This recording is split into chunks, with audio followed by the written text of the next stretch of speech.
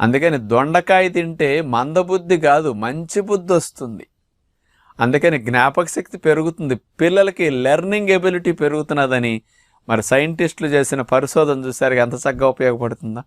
కాకపోతే దొండకాయ వండుకునే తీరులో మీకు హాని కలిగించే విధంగా కూడా మీరు వండుకోవచ్చు.